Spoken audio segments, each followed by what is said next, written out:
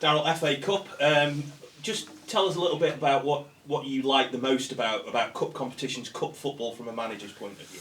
From my perspective, growing up, family round, watch the final, buffet. It's always been a big occasion, and I love the FA Cup. It's probably the best cup competition and renowned as the best cup competition in the world. It gives non-league opportunities to make some well-earned revenue and get some publicity against the big boys. What is it about playing in it or managing in it, though, that kind of, from a manager's point of view, kind of gets the blood flowing on a match day? Do you enjoy that type of it? Yeah, I do, and it's sometimes it's obviously a distraction away from the league, but when we're in a good place in the league, which I think we are, and going into a cup game, we can go into it full of confidence. A lot of lads have had plenty of minutes this season as well, so we're looking forward to it. We're looking to try and progress as far as we can in it. Does it make it... Sorry. Well, no, but obviously we've got a tough game with Exeter first round, so we just need to try and take care of that. Does it make any difference that they're a team in the same league or anything like that? I think it... Well, listen, we played each other, haven't we, early parts of the season, but we're much changed from that. But they've got a new manager coming in, so I don't know how much you can actually look into that. It's a one-off cup game. Maybe needs a replay. We don't know. We're going to try and win tomorrow. Try and get after them. But as we know, Exeter are doing well as well, also in the league, and it'll be a tough test. Just wanted to pick up on something you said after the game on Tuesday about the development of players and how they're improving under you. Just give us a bit of an insight into the work that you and your staff do into sometimes taking a player who's quite raw and making him the finished article. Yeah, we do a lot of work on individuals, but also collectively of the group. Our work's pretty structured, how we've done it over a long period of time now, and setting players individual targets and looking at the clips individually at times, and then group work about the team, what we've done well in the game plan, on and off the ball. So it's been consistent work, and I think when you're consistent with your work, the players start getting the messages. They understand and appreciate, even if they're in the team or not in the team, what's expected of them with and without the ball, and the different patterns we try going forward. And it's about just keep improving and getting better and better. You look at the best teams in the world over the years, they have that cohesion, they have that link-up play, they have the individual brilliance at times as well, obviously, but that's how the best teams become the best teams, because they get that together, moving well as individuals and groups. When you've made changes like you have for each individual game, how tough is it to try and create those partnerships when, as you've said, you've got so many fixtures, you have to mix things up? Yeah, I mean, sometimes it's not tactical.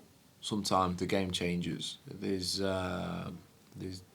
also sports data and how many metres players and distances, and we do a wellness thing every day on every individual player that we look at collectively, and we've done touch wood. I've got a fantastic medical team at the football club now, and what we do is we haven't had a lot of soft tissue injuries, so we're trying to make sure that we limit those as much as we can. That is a lot of work on the data, and also our pitch is very taxing.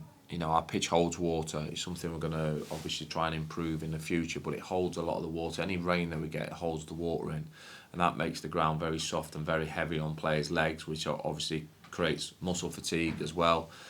The main pitch is a different surface to the training ground, so there's different surfaces that come into that. So it's not always tactical. It can be, this player needs to not play so many minutes this particular game because he might break down and be out for 4 to 6 weeks. So we try and work hard with that and with the medical team to make sure that we limit that as much as possible. Is the pitch something you've been very mindful of, particularly over the last few weeks where the weather's been a bit iffy? And it is, but it's hopefully it's improving. But like I said, it holds the rain. That's what it does, and it makes it heavy. It makes it heavy to run across, and to the naked eye, it looks a decent pitch. You guys look and go, the pitch looks really nice, but it is tough to get through at times. But we are improving that. We're as a football club, we're looking to improve that. But there's been loads of improvements at the football club since I've been at the football club. Very thankful for the owners to continue to do that, and we keep trying to improve on and off the pitch.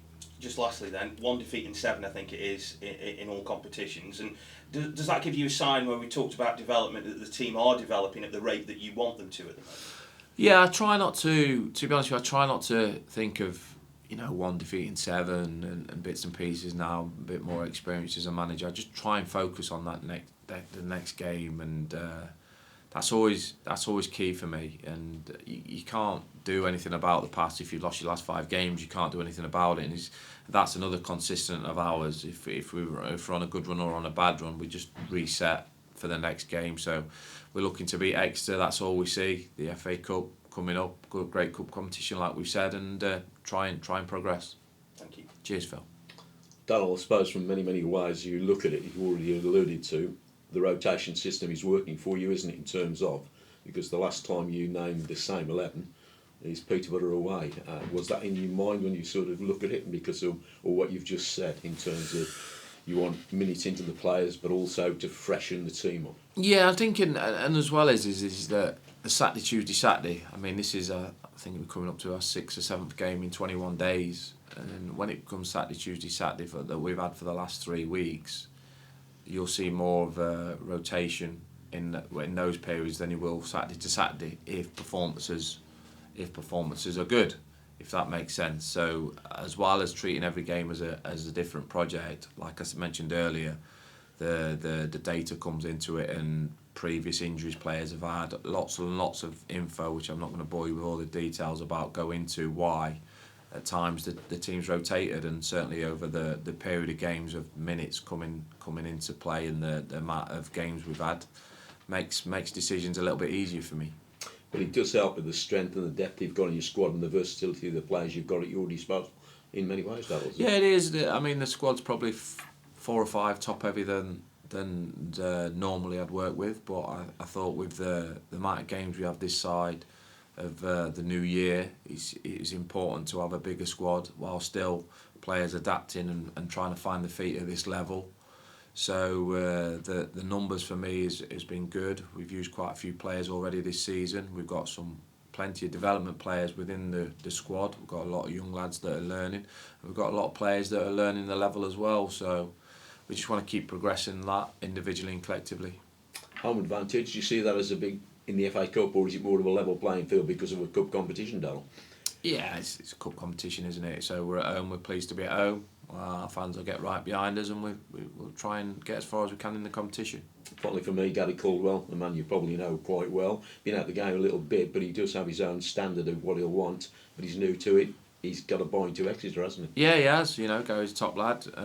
He's gone into a club that I think you get plenty of time to work and develop. They're traditionally known for a club that brings good players through, very good academy, very good setup at Exeter, great training facilities, and that's why they got promoted. And Gary's hopefully going to continue the good work after Saturday.